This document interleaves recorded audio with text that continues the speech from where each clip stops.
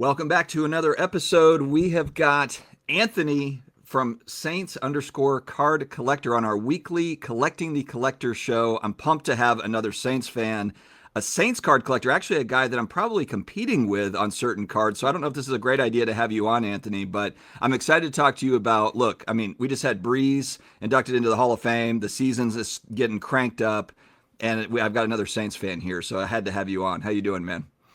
I'm doing great, man. First off, who dat? Uh, Yeah, yesterday, yesterday was an amazing day. We got to see at least my goat. I'm sure you share the same sentiment, but yep. it was an emotional speech, and it's a great day to be a Saints fan for sure. Yeah, my wife and I were just before our talk here, rewatching the Hall of Fame speech because she didn't get to see it, and we're all like teary eyed, and so I'm like, I got to go upstairs, I got to talk to Anthony, you know. But it is kind of surreal.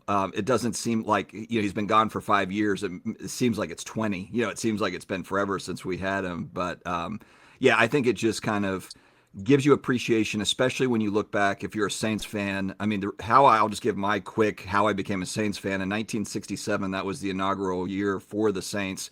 My dad was 12 years old, and he watched them take the first kickoff to the house, and he was all excited and was like, "I am from here on out. I'm a New Orleans Saints fan." And then they had 20 straight losing seasons Yeah. after that. And actually, when I became a fan is actually when they started in 1987. I was 6 years old. My dad was stationed at Tyndall Air Force Base in Panama City Beach, or Panama City, Florida. And it was right there on the Panhandle, close to Pensacola. And that's kind of in that Gulf region where didn't have Sunday ticket back then in Yeah. 1987. So regionally, you had to kind of get lucky which games were on TV. And welcome to the Superdome in New Orleans, Louisiana, as the San Francisco 49ers do indeed take on the New Orleans Saints. The defending champions have little margin for error now. And we basically got Saints games because we were right on the outskirts there of Mississippi, Louisiana, and in the Panhandle of Florida. And so I was able to catch those games, Bobby Hebert and the Dome Patrol, Yeah. and those guys. And so I was fortunate kind of as a kid coming in. They actually were pretty good. Now, they happened to be in the same division as Montana, Rice, and the 49ers back then, which was unfortunate. But yeah, it was still that was we had some good years there, early on. And then, of course, takes us into the Breeze, Sean Payton era and all that. Now, you have an interesting story. How did you become a Saints fan, and what set you down this path? So I was born in New Orleans, but my family moved down to Miami, Florida when I was 4 years old. Mm. I'd say in the beginning, my dad's always been a diehard Dolphin fan, and he wanted me to follow his footsteps. For some reason, I would always root against the Dolphins. So one day he recorded, it was actually the Saints versus the Niners back then when Montana was still there. Yep. And he showed me the next day I woke up because I think it was a Sunday night or a Monday night game. He popped the VCR in and he goes, "You see that black and gold team?" And I'm like, "Yeah." He's like, "That's your hometown team." And ever since then, I never looked back. And I kind of went through some of the struggles that you did as well. Um, I caught on the late '80s as well, early '90s, where we were actually making the playoffs, but we were never really that threat to make it all the way to the Super Bowl.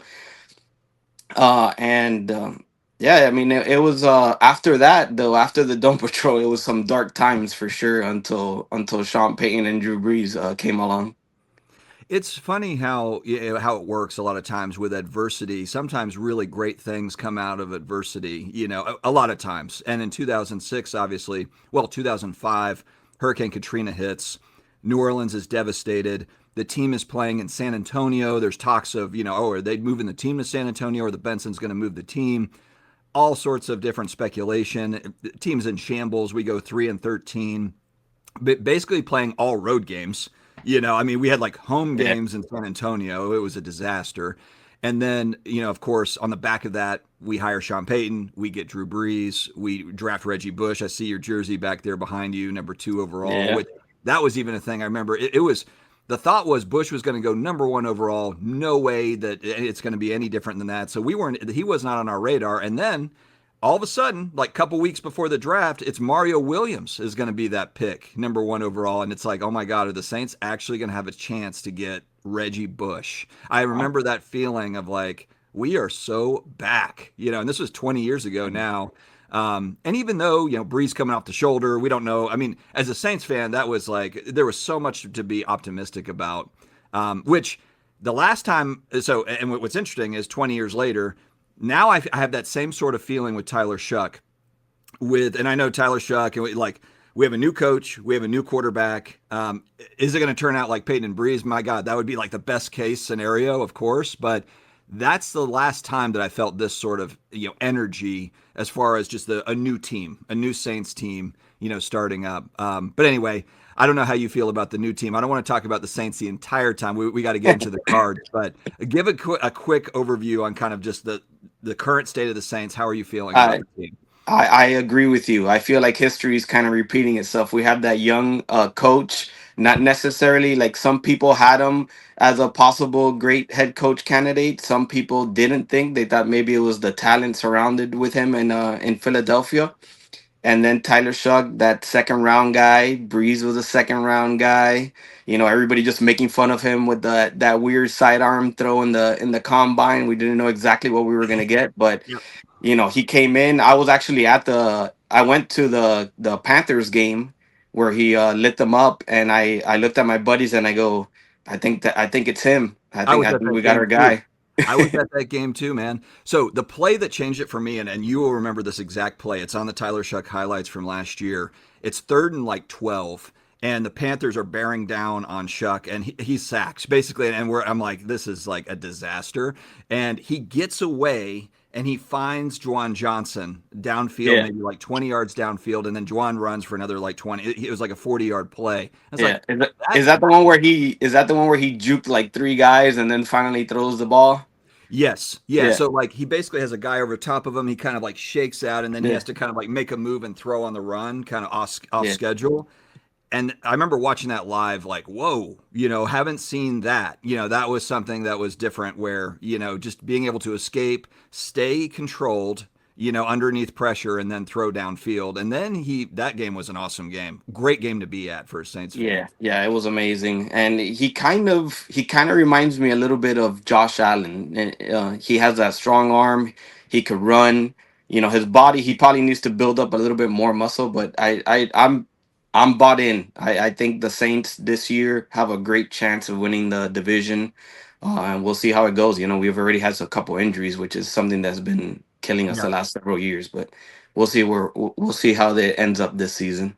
Jordan Tyson looks legit in camp. I mean, you're seeing some of the Yeah. twitchy type moves. He can get open, at least in camp. I understand that it's not full Yeah. blown. We're not in the season yet, but some of the moves he's making in camp, you're like, please just stay healthy. Please stay healthy. To have like him and Olave on the field along with all of our weapons, if we can just keep like the majority of our weapons on the field, even if the defense isn't good, I feel good enough that like, hey, let's get into some shootouts. Like I feel like we can win shootouts. Give us a chance.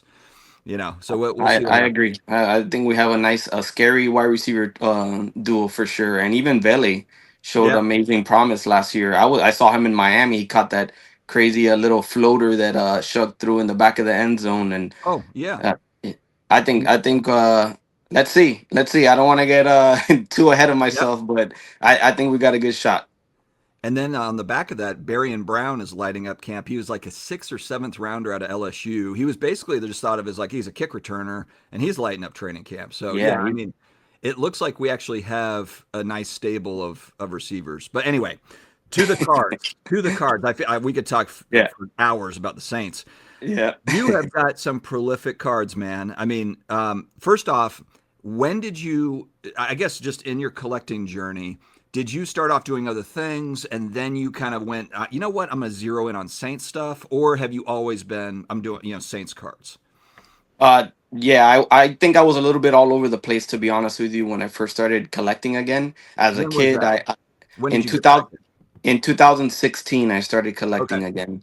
So in 2016 I jumped in. I had never seen patch cards before. I had never seen numbered cards before. It kind of threw me off a little bit. Also 2016, I think that 2015, 2016 time, the Saints, we were breaking records for like the worst defense in league history. It wasn't exciting to watch that much. So honestly, when I first dove in, I was just like ripping wax. I was buying Julian Edelman and Jalen Ramsey. I've always been a diehard Seminoles fan, so I Okay. was kind Yeah, so I was buying Ramsey, I was buying Edelman, and I would still buy Saints here and there, but then finally, I was like, you know what, the Saints are my thing. That's what I'm passionate about, and I just switched gears. I still do buy. If you look at my page, I'm a defensive back guy. Ever since I was a little kid, my favorite players growing up were Rod Woodson, Deion Sanders, I was gonna say Brian the Dawkins. Seminole, like Deion Sanders is your guy if you're a Seminole. Yeah, yeah, so that's what kind of led to Ramsey as well. Yep. So I'm a big defensive back guy. So I kind of have like a side PC of collecting defensive backs, but the majority of my PC is focused on Saints. Now I see a lot of Prism stuff when I'm looking at your page. You've got wicked black finites and golds. You can't not love the gold prisms. The color match to the Saints colors is so awesome. I mean, and I've got some of that too. We're actually competing on cards probably, as they pop up. Did you have you been collecting that like more rare Prism stuff for a long time, or again did you kind of like just morph into that where you're like, hey, I'm gonna zero in on the most rare stuff? I think it's kind of piggybacking on what I was saying. When I first got in, I would buy anything. If I like Drew Brees, it didn't matter if it was out of 199 or if it was out of 10. But then I started focusing in on you can't have everything, right? And this hobby is gotten expensive. Obviously, I had an advantage that I had those like 3.5 years before COVID, when the hobby was actually extremely cheap. I mean, I joke with my buddies. 2017, I remember buying three first off the line boxes, hobby boxes, for $150 each. God, Wow. I wish I didn't rip them either. They're like $9,000-$10,000 now. So, you live and you learn. But yeah, I'd say the last several years, I started owning in on gold vinyls, and finites, just to kind of, you know, I got rid of some of that stuff that didn't, it was high numbered and stuff like that, and I just stuck to it. And plus, like you said, we kind of match with all three colors, right? Yep. Black, gold vinyl, they all go great with the Saints. So I kind of just stuck to getting on those cards. Yeah. Incredible color match type cards. And what one thing, well, we were talking before we came on. One thing that was nice, kind of in years past, is the Saints are not necessarily the most popular franchise. It's not the Steelers, the Cowboys, it's not the Patriots stuff. And so what'll happen is you'll have players like Marcus Colston and Pierre Thomas, and Breeze is kind of he's the most expensive one. But even Breeze in years past, you could find a gold prism here or there, or you could find some of these cards for reasonable compared to the Tom Brady's of the world and all the other kind of the more popular players, but it's getting more and more expensive now. And maybe I don't know if it's more Saints fans that are getting into cards or just more people zeroing in on these, but I'm finding I'm competing with probably you and others as these cards do pop up. And they sell pretty quickly. Have you been experiencing something similar here over the last couple of years? Yeah, I'd say sometimes you see the cards end and you're like, oh wow, somebody really paid that. But then Yeah. it kind of seems like the norm now, right? You see like bench players or guys that you're like, wow, this guy wasn't even in the league for more than 3 years, and they're selling for 80, 90, $120, and you're like, this it's getting a little bit out of hand. But kind of like what we spoke about before we jumped on, I feel like Tom Brady and even Peyton Manning are kind of pricing out a lot of people. So I feel like guys that just enjoy football and enjoy the quarterback position, it kind of starts to trickle down, right? And then what's that tier after Tom Brady and Peyton Manning? You got guys like Drew Brees, Aaron Rodgers, um, even Mahomes maybe. Mahomes is pretty pricey either way, but I think that we're starting to see people saying, "Hey, there's possibly an opportunity here with Breeze and Rodgers, because they might be those next guys as people are getting priced out of Brady and Peyton Manning." Yeah, that's always been kind of nice because I've collected Tom Brady over the years as well. Kind of more of like looking almost like I buy Tom Brady cards almost like I would like gold or silver. Like I want to buy and hold it, and I feel like over time the goat, Yeah, outside of Breeze, of course, would be Tom Brady. But his stuff is so pricey that when I go to buy Breeze cards, they're like literally like a tenth of the price sometimes of a Tom Brady card, and it's just like, man, it feels like bargain shopping when I'm buying Breeze. Now, maybe that changes over time, as you said. but it's just interesting, kind of the difference in price between the two. I did notice, and this kind of goes back to the defensive backs that you collect. You have a Lattimore card. I think it's a gold vinyl. No, it's a black finite that's pinned on your IG. How Yeah. are you feeling about with Lattimore? Now he's kind of like, he's obviously past his prime now. He's with the Commanders. Does that change how you collect like certain Saints, cards? Is it like, oh, maybe I'll move off of a guy like a Lattimore, or are you still like, nah, I like, have good memories with Lattimore. He's a great defense, DB. How do you handle that stuff? That's actually a great question. I kind of when he left, I kind of got lost for a second. Like who do I focus in on now, right? Lattimore was my main PC. Um, I feel like probably, if not the best corner that Saints have ever had in franchise. He's You know, great. I mean, Yeah. we had Jabari Greer, we had Tracy Porter, obviously with the most memorable moment, but a guy that was legit like top five corner in the league. I don't think we've ever had anybody like Lattimore. So I don't even think he's on a team anymore.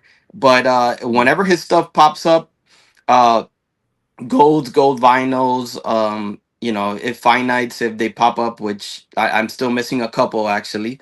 Yeah, I would definitely snatch him up. He That 2017 to 2020 New Orleans Saints team, Oh yeah. uh even though we never won the Super Bowl and we had some I need therapy moments on the Yes. ways we lost, is probably the most fun I've ever had as a Saints fan. So I have started to pick up several Michael Thomases. I saw that. Um, You have a finite yeah, 2023 yeah, Thomas.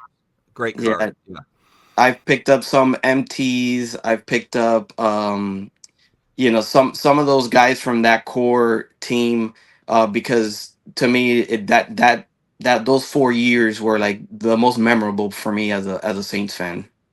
Yeah, Michael Thomas put together probably, one of the greatest 5 years, first 5 years of a receiver in the NFL. It's like and it was sad to see him at the Hall of Fame, the Breeze Hall of Fame enshrinement. I saw him like Yeah. hugging Breeze's sons and stuff.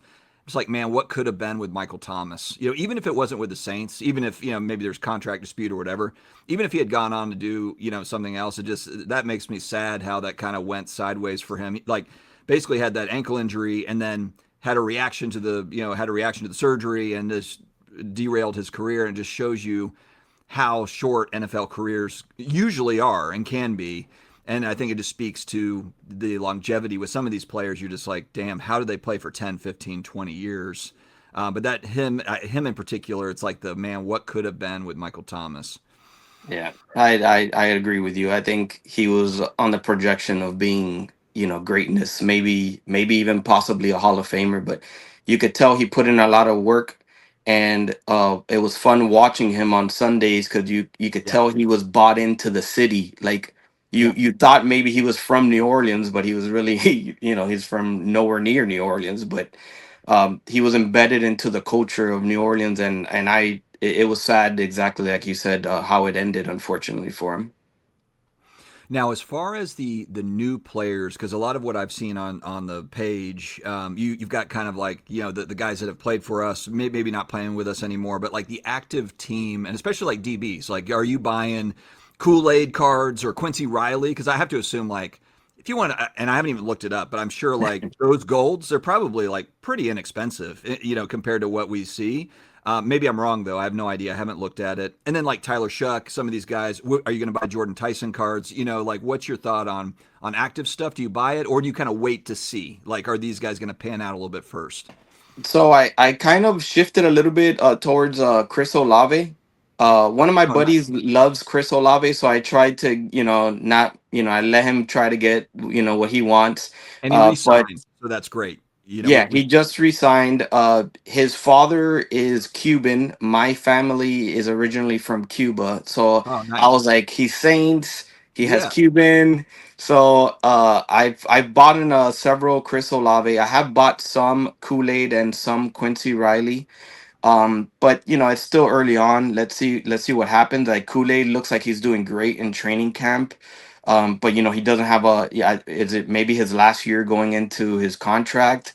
So I kind of haven't gone deep in there. Let's see if he resigns. You know, the fortunate thing for me is defensive backs are they don't sell for as crazy as some of these other positional players. So I'll sit back and wait. I do have a couple of really nice Kool-Aids, but I haven't jumped in there like Lattimore now.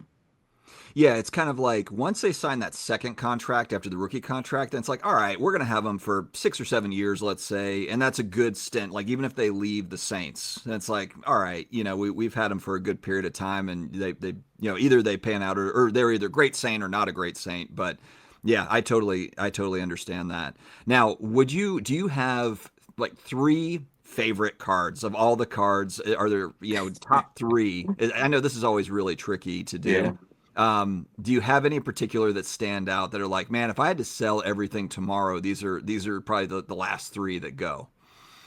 It's that's an extremely hard question. Friends, make sure to check out today's video sponsor, CIA, Collector Investor Auctions. Their current auction ends in about a week at time of recording, and there is a Mickey Mantle 52 Topps, the highest graded NBA grade, I believe it's an NBA 7, is up for auction, along with a lot of great football cards. There's a Mike Ditka rookie card, PSA 7, and there's also some Joe Burrow stuff. Great football cards in this auction, so make sure to go to Collector Investor Auctions, CIA. If you're a new bidder over there, make sure you check off the Sports Card Dad as a referral. And if you've got stuff to consign, reach out to me directly and I can put you in touch with the folks over at CIA. All right, back to the show. And I feel like that answer might change weekly, right? Yeah. I think it feels kind of it depends on the moment, right? I think right now one card that I wouldn't have put in my top 3 but kind of with the whole Drew Brees thing last year at the National I picked up the Contenders Cracked Ice Sean Payton. I Oh, think cool. I think what he brought to my like him bringing that Super Bowl, him making us relevant, him Totally bringing agree. joy to the family and everything. I feel like I would never get rid of that card. Uh, I have the 2013 finite of Jimmy Graham, on another player that that his Oh, the passion was 13. like, yeah, it's just he was so passionate on the field and is one of the players that I hated the most that we got rid of. Yeah. I think he's another guy kind of like Michael Thomas. He kind of got lost. He kept playing for a long time, but it was never the same without Breeze, right? Russell Wilson, and he played with Russell Wilson and Aaron Rodgers, and we never saw kind of that production that he had in New Orleans. Yeah. And then when it comes to I just randomly I'll pick a Lattimore card, right? I'll go with his 2017 select 101, his black 101. Oh, nice. And the reason why I picked that over the finite and prism, it's because obviously the defensive backs for some weird reason every single year their initial rookie cards are always in a practice jersey and shorts. So the first half of all the products, Lattimore was wearing number 34, and it was the same picture with a practice jersey and some gym shorts. Yeah. And the select card was the first one where he was wearing 23. It was him on the field. It was him full Saints gear. So that's probably one of my favorite Lattimore cards. That's awesome. That is awesome. Yeah, that makes a lot of sense.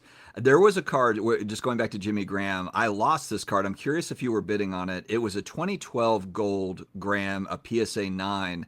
And I don't have any Saints 2012 golds. And that's kind of one of my focuses. Like, I don't care if it's Pierre Thomas. I don't care who it is. And I think there might only be 5 Saints players in the set. So it's not as if, I mean, we're talking about 50 cards in existence. So this Jimmy Graham pops up. I don't care if it's a PSA 1, and actually I was happy it wasn't a 10 because if it's a 10, it's going to put a Yeah. premium on it and all that. I don't care if it's not graded. I just want the card. And I set a bid at like $1,000, and I was looking back at some of the previous sales. I'm like, I feel like this is pretty strong, this price point. But I was like, I'll go up to 1,200-1,300 bucks if I need to. It sold for like $2,300 or 22 or $2,300. And I was just like, man, and which I don't think that like today, I don't think that's a crazy price. This is going back maybe like 2 or 3 months back. But I was thinking, it's Saints. Like, who's buying Jimmy Graham? But to what we were saying earlier, it just feels like more and more people, whether it's a Saints fan or a 2012 Gold Prism collector, snatched it up. Did you see that card on eBay? Were you following it, bidding on it? Did you win it? No, so I didn't win it. So I was watching it the year previous to that. I actually made a trade with a guy on Instagram, and Oh, I got the 2012 Jimmy Graham Gold, but in a BGS 9. hey, that's And fantastic. and I thought it was great because the card, like you said, it ended like at 2,300, and the guy valued it at 1,000. So I did a trade. I gave up some Kamara from my PC, but I really wanted that Jimmy, and thank God I did it because 2012 is just on a whole nother level right now. It's ridiculous Yeah. on some of these guys and what they sell for. Yeah, I mean, I got there's certainly a premium on 12. I've got just to show one. This is a 13 Colston Gold, and what's funny Nice. about this card is I bought the card online, and I got a good price for it. It was like $300 or something for this 2013 Gold, and the guy says, "Hey, you know what? I just realized there's a print line that goes across the middle of it, and I think that he had." Marked it as like near mint mint. I wasn't planning on grading the card anyway. I was going to mag it up, slab mag it, Yeah. whatever. And he's like, "Do you still want it?" And I was like, "Can we just take $100 off?" With the print line. And to be honest, like I would have bought it probably regardless, but so I ended up getting it for about 200, $200 or whatever. But I just wanted that card. I don't care if it's a PSA one, or whatever. They made 10 copies. And Colston's one of my guys. Colston is like the quiet superstar. I love Colston. So yeah, I mean, it's wild how the stuff it doesn't pop up much. It's a fun chase, and here we are. Here we are I in actually 20. Yeah, go I ahead. actually I actually have that card as well. Do you? I Yeah, think I might have. I don't want to. I think I might have got it for like under $100, to be honest with that's you. awesome, man. I, Yeah. I have every single 2013 gold except for Drew Brees, and now I Oh kind of man. and now I'm like, will I ever will I ever be able to complete those? Because even Brees, we spoke about it, is it's a lot cheaper than Brady and Manning, but it's up there. Yeah, the So one guy I know that's got so Drake's PC, Drake, you yeah, might know Drake too. yeah, He collects Breeze, not necessarily Saints, but Breeze, and he's got a 2012 Breeze and a PSA 10, which I'm like, if you ever want to move off of it, I'd love to take a shot at it if you want to just do a private sale. But it's like I wish that he had it in like a 5. Like I don't want to pay the 10 premium. Like yeah. that's the thing that kills it, even if it was ungraded. But he's probably going to get a hefty sum at some point for it if he chooses to sell. But yeah, it's so tough to get those these days. They were expensive going back in time, let alone now where everything's popped off. Yeah, and it being a PSA 10, it's gonna create a huge premium for that card. And I know Drake actually has the full run of playing years Prism Golds. Yeah, I So think he does. I didn't yeah, know I didn't know he had the full run, but I knew that he had a lot of them. yeah. So I'm glad he keeps picking up all these really expensive Peyton Mannings, and Yeah, I tell him, hey, that this means only one thing: you just have to move on from Drew Brees. yeah. The only gold I've got of Breeze, and I had to pay up for it because it's a 10. I had to pay. It was $3,500 to get it, but I was like, I can't. Otherwise, I just can't get this card. Like I can't. They don't come up for sale. If you look at kind of like card ladder or market movers, you look at like eBay sales. It's like 4 years ago when some of these sold last. So it's like when they pop up, they're just ghosts. They Yeah, just don't pop up. But yeah, so we're both probably looking for the same cards, these same Breeze cards if they come up. But there's yeah. there's enough of us now to where I don't think they're going to go cheap. Yeah, I just sometimes I look back and I'm like, man, why didn't I just, because 2017, since I started collecting again in 2016, 2017, I went heavy. So I have the full Saints run, gold and gold vinyl, and the bronze stars, which the Oh my bronze stars, God. which the first off the line on their website, supposedly they're at a 6. So I have Breeze, I have his gold and his gold vinyl and the bronze stars. The only other Wow. gold Breeze I have is the 2019 Prism. But yeah, I would love to get some of those other ones. But like you said, where it's gotten to the point where we're gonna have to pay up for some of that stuff.